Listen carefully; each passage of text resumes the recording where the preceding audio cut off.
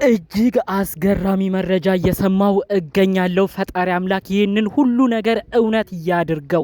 ብዙ ችግር ተደርጎበት አንገቱ መስቀል ላይ የአንገቱ የወርቅ ሀብል ላይ ከባድ ችግር ተደርጓል ተብሎ ሲጠረጠር የነበረውን ጉዳይ ነው። ቡዜ አንገቱ ላይ ያለውን ነገር እንደበጠሰች ዝርዝር መረጃዎቹን የሰማሁት የእውነት ይህን ጉዳይ አስመልክቶ ልክ እሱ እንደተበጠሰለት የተናገረውም ንግግር አለ። ወደ ራሱ ለመመለስም የሞከረበትን ሂደትም አብረው አያይዘው ነግረውኛል። ምናልባት ዛሬ ወይም ነገ በሚለቀቀው ቪዲዮ ላይ አብርሽ ነቃ ብሎ በተለይ ደግሞ አንገቱ ላይ ተደራርበው የተቀመጡትን እነዛ የአንገት ሀብሎች እንደማታያቸው ነው የምነግራችሁ። እነሱ ሲነሱ ነው አብርሽ ራሱ ወደ ቀልቡ እንደተመለሰም ዝርዝር መረጃዎቹን እየሰማሁት። ይህን ጉዳይ አስመልክቶ ምን አይነት ክስተት እንደተከሰተ በተለይም ደግሞ እንግዲህ ብዙ ኮሜንታተር ኦዲየንስ አረ አንገቱ ላይ ያለውን ሀብል አንድ በሉልን ብሎ የተናገረውን ቃል በመስማት ቡዜ ምን ሰዓት ሄዳ ይሄንን ጉዱን እንዳወጣችና ይሄንን አንገቱ ላይ ያለውን ሀብል እንደበጠሰች በዝርዝር መረጃውን ነግራችኋለሁ። አብርሽ ልክ ሀብሉ እንደወለቀም የተናገረውንም ቃል ነው በዚሁ እማስደምጣችሁ። የምር እጅግ ያልተጠበቀ ጉዳይ ነው። 2 ደቂቃ ብቻ ሰጥታችሁ እንድትሰሙኝ ነው በአክብሮት እምጠይቃችሁ። ሰላም ጤና ይስጥልን ውድ የሀገሬ ልጆች፣ በተለያዩ ዓለም ሀገራት የምትገኙ በያላችሁበት ሰላማችሁ ይብዛልኝ። የአብርሽን መገፋት አይታችሁ አብርሽ አይገፋ እኛ ሰው ሲበደል አንወድም፣ ሰው መጠቀሚያ ሲሆን አንወድም ብላችሁ መልካም አስተያየት ስታደርሱ የነበራችሁ ፈጣሪ አምላክ ለእናንተም እንደዚህ ዋስ ጠበቃ የሆነ ሰው ይላክላችሁ። ሁሌ ለሰው ጥሩ ነገር እንደምትመኙት ለእናንተም ጥሩ ነገር ይግጠማችሁ። የኔ የወንድማችሁ ጥሩ ምርቃቴና ምኞቴ የሚመቸው እንደተለመደው ባካችሁ አሁኑኑ ቪዲዮ ላይክ በማድረግ ለሁሉም ሰው ይሄ መረጃ እንዲደርስ አድርጉልኝ። ላይካችሁ አይረሳ። የኔም ቤተሰብ ደግሞ እንድትሆኑ ሰብስክራይብ እንድታረጉ በአክብሮት ልጠይቃችሁ። ቀጥታ ይዤ ወደ መጣሁት ዝርዝር መረጃዎቼ ነው እማመራው። እንግዲህ ብዙዎቻችን ስንለፈልፍ ነበረ አብርሽ በወትሮ ከተለመደው ጊዜ ውጪ በሆነ አኳን ነው አንገቱ ላይ የሀብሎች ማአት ደርድሮ ሲመጣ ያየ ነው። ምንድነው ይሄ ችግሩ እያልን ብዙዎቻችን ስንለፈልፍ ነበር።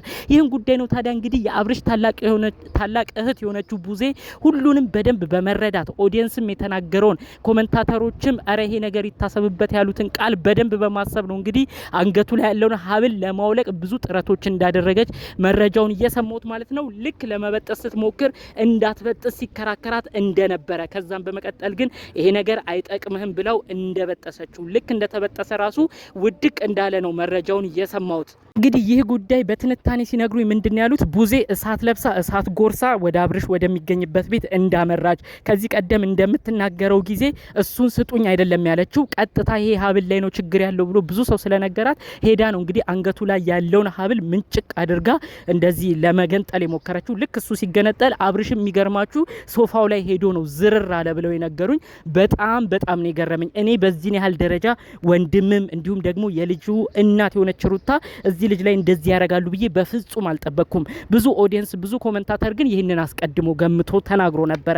ታዲያ ልክ ያ የአንገት ሀብል ቡዜ በንዴት በእልህ ሆና ግንጥል ስታረግበት ካንገቱ አብርሽ እዛው ሶፋ ላይ እንደወደቀ በመቀጠልም እጅግ ቤተሰቡ ተደናግጦ ከባድ ችግር እንደተፈጠረና ኮሪደር ላይ ራሱ ብዙ ትርምስ እንደነበር ነው በዝርዝር እየነገሩኝ። ተመልከቱ አካሄዳቸው ምን ያህል እንደረቀቀ፣ ተመልከቱ አብርሽ ምን ያህል መጠቀሚያ እንደሆነ።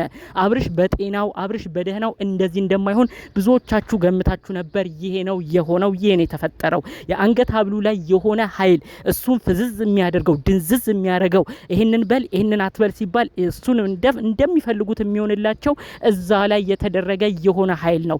ታዲያ ያ ሀብል ሲበጠስ ነው እንግዲህ እሱ ራሱ ኃይሉን አጥቶ እንግዲህ በዛ ደረጃ ውድቅ ያለው ተብሎ እንግዲህ በዝርዝር መረጃው የደረሰኝ ማለት ነው። ከዛ ክስተት በኋላ ኮሪደር ላይ ጭቅጭቅ ተፈጠረ። እነ ሩታና ይፋ ተሰበሰቡ። ከዛ እንግዲህ ቡዜን በግድ ከዛ ቤት እንድትወጣ ነው ያረጓት። ምናልባት የምነግራችሁ ነገር አብርሽ ወደ ቀልቡ ተመልሶ ነው እንግዲህ በቀጣይ ቪዲዮ የምትመለከቱት። ምናልባት እንግዲህ ሌላ የተፈራው ነገር ደግሞ ድጋሜ ይህንን ሀብል የተበጠሰውን አንገቱ ላይ ካደረጉለት ነው ድጋሜ አብርሽ የሚፈዘው። ያ ሁሉ ግን ከመሆኑ በፊት አብርሽ ቢያንስ ራሱን እንዲያቅ በተለይ ደግሞ ያለበት ነገር ፈዞ እንደሆነ የሆነ ነገር ተደርጎበት እንደሆነ ልክ ሀብሉ እንደተገነጠለበት እንግዲህ ይረዳልም ተብሎ ነው ከወዲሁ እየተጠበቀ የሚገኘው። ቡዜ እንግዲህ ያንን ነገር በድፍረት በስሜታዊ ሆና ፕራንኳን ስታደርግ እነ ሩታ በጣም ተደናግጠው ከዛ ቤት ገፍትረው እንዳወጧትም መረጃውን ሰምቻለሁ። አብርሽ ላይ ድጋሚ ያንን ሀብል ካላደረጉበት እመኑኝ ያንን ሀብል ከሌለ አብርሽ በትክክል ሆኖ እንደሚመጣ አስረግጬ እነግራችኋለሁ። ልብ ብላችሁ እንድትመለከቱ የምፈልገው አንድ ጉዳይ አለ። በተለይ በሚለቀቅ ቪዲዮ ላይ ከዚህ ቀደም እንደተለቀቁት በተለይ ከዚህ ሳምንት ወዲህ የሚለቀቀው አንገቱ ላይ የተደራረቡት 2-3 ሀብሎች ከሌሉ እመኑኝ እንደተነገረኝ ቡዜ ያንን ነገር እንዲበጠስ አድርጋለች። ቀስ በቀስ አብርሽም ወደ ራሱ እንዲመለስ ነው የተደረገው። ነገር ግን ድጋሚ አስደርገውት ከሆነ ያንን ሀብል ይሄ ልጅ ተመልሶ ወደ በፊት አቋሙ መጥቶ እንደዛው የሚሆንበት ነገር ነው የሚፈጠረው። ይሄ ነገር ደግሞ እንዳይሆን ድጋሚ ሀብሉን አድርገውለት አብርሽን እንደፈለጉ እንዳይቆጣጠሩት ፈጣሪ አምላክ ከሱ ጋር ሆኖ እንግዲህ ካለበት ቅዠት እንዲነቃም ጭምር ነው እንግዲህ በእውነት በጥሩ ሁኔታ የምመኘው ማለት ነው። ተመልከቱ፣ ማንም እንደዚህ ይሆናል ብሎ አልጠበቀም። በዚህ በኩል የልጁ እናት ሩታ ነች፣ በዛ በኩል የእናቱ ልጅ ወንድሙ ኤፋ ነው። ማን ነው ኤፍሬምና ሩታን በዚህን ያህል ደረጃ የሚጠብቃቸው የነበረ? እነሱ ግን ሰው ባከበራቸው ልክ፣ ሰው ባቀረባቸው ልክ፣ ሰው የዋህ በሆነላቸው ልክ እነሱ ግን እጥፉን የማይሆን ርቀት ተጉዘው እዚህ ለቃላት አጠቃቀም እንኳን ለመጥራት በሚከብደን መልኩ በሀብል ላይ የሆነ ነገር አስደርገው ነው ለካ ይሄ ሁሉ ሲጮቱበት የነበረው። አብርሽ እኮ ትክክል እንዳልሆነ ማወቅ ከፈለጋችሁ ከ4 ቀናት በፊት የተጠየቀውን ጥያቄ አለመመለሱን ማረጋገጥ ትችላላችሁ።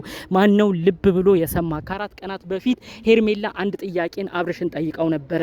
ምንድነው አብርሽ እንደዚህ የምትሆነው? ሩታ እኮ የራቁት ፎቶና ቪዲዮ ቀርጻ ነበር፣ አሁን ወደ እሷ መመለስ ፈለግኮይ ብላ ሄርሜላ ስትጠይቀው አብርሽ የመለሰው መልስ እኮ እጅግ የሚያስደነግጥ ነበረ። አብርሽ የተናገረው እንዲህ ነበረ። ሩታ ምን አደረገችኝ? ፎቶና ቪዲዮ ቀረጸችኝ እንዴ? ክፉ ነገር አደረገችብኝ እንዴ? እንደዚህ ሆነች እንዴ? እያለ ነው ሲናገር የነበረው። ይህ ማለት በፊት ሩታ ያደረገችውን ነገር ሁሉ ረስቶ አሁን ሩታን በጥሩ ነገር ብቻ እንዲመለከታት ነው ሁሉንም ሴራ የሰሩት። ተመልከቱ ርቀታቸውን፣ ተመልከቱ የሄዱበትን እጅግ ውስብስብ ነገር። ይሄ ነገር ደግሞ መጨረሻው መዋረድ እንደሚሆን ነው አስጠንቅቄ እምነግራችሁ።